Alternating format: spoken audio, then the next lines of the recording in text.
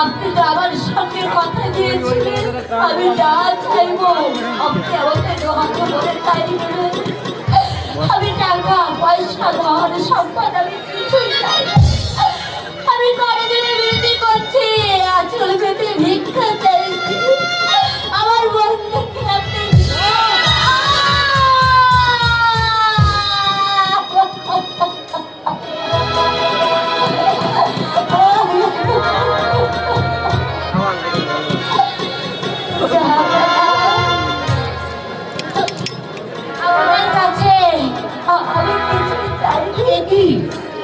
আমি চেয়েছিলাম শুধু কিন্তু আপনি আমাকে আঘাত করেন, আমাকে রক্তাক্ত করেছিলেন। এই রক্ত আপনার শিরাশনে আমি লাগিয়ে দিয়ে গেলাম। আমি প্রতিজ্ঞা করছি আমি রেপ কন্যা।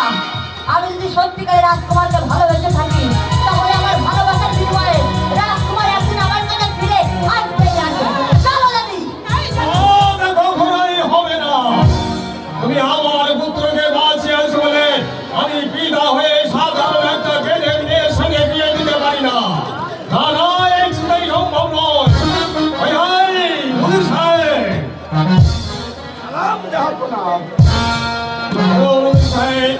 রাজ্যময় বিষম আকারে অভাবমোচনের জন্য ৮০,০০০ মণ খাদ্যদ্রব্য ও ৩০ লক্ষ টাকা বিতরণ দিন।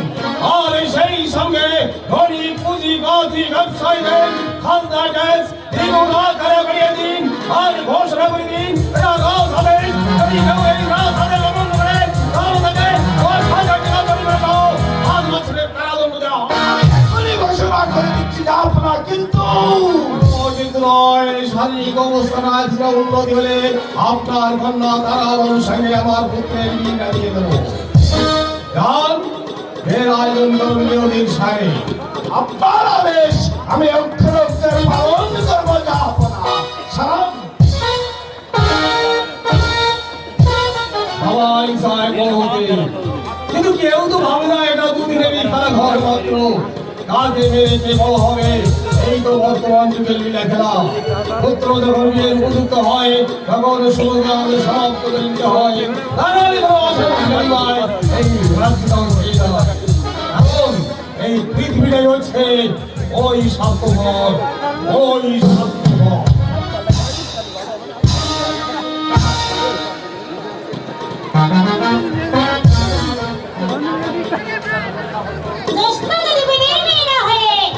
একটা জমিদারের কন্যা হতো তাহলে পুত্রবধূ রূপে আমি ঘরে তুলে আনতে পারতাম।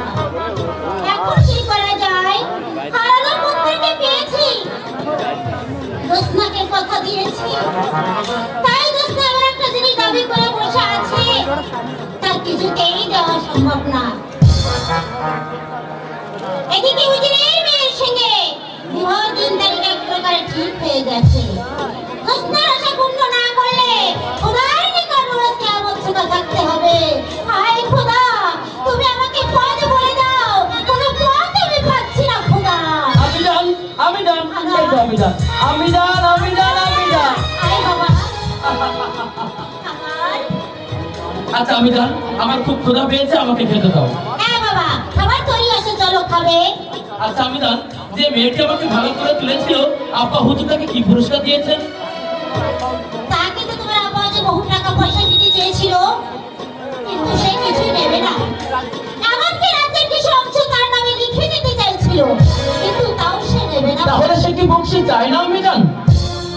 তাকে অবশ্য আমরা কথা দিয়েছিলাম সে যা চাইবে তাই দিব, কিন্তু বাবা এমন একটা জিনিস দাবি করে বসে আছে তা দেওয়া কিছুতেই সম্ভব না বাবা। সেটাকে আমি জান, তুমি খাবার তৈরি করো, কি আমি এখনই যাচ্ছি। ঠিক আছে বাবা, আমি এক্ষুনি যাচ্ছি, তুমি চলে এসে দেখো।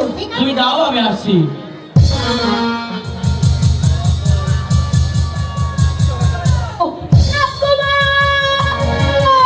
আমাদের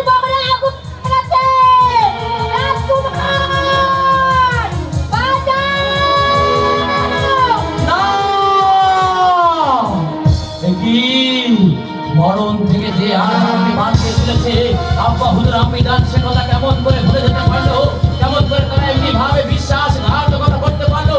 ও প্রহ্লাদ, না না, কিছুতেই হতে পারে না। আমি কারণের ঘরে থাকতে চাই না। আমি এখনই যাবো এই বেদের বহরে, সে যা চাই তাই দেবো, দরকার হলে তাকে আমি বিয়ে করবো।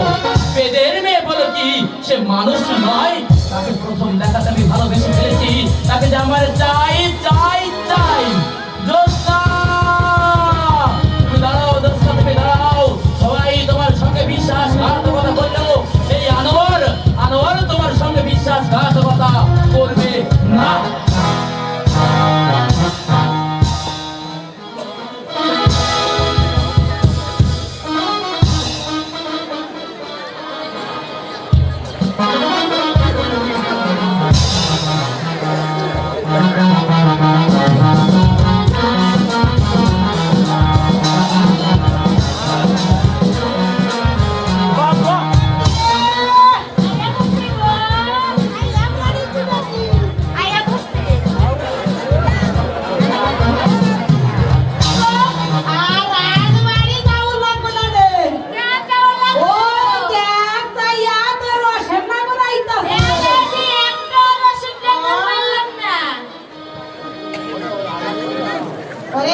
ওর সঙ্গে আলাপ করলাম, আমি বড় বাড়ি থাকি গাছ পান তাবু খাই আসি।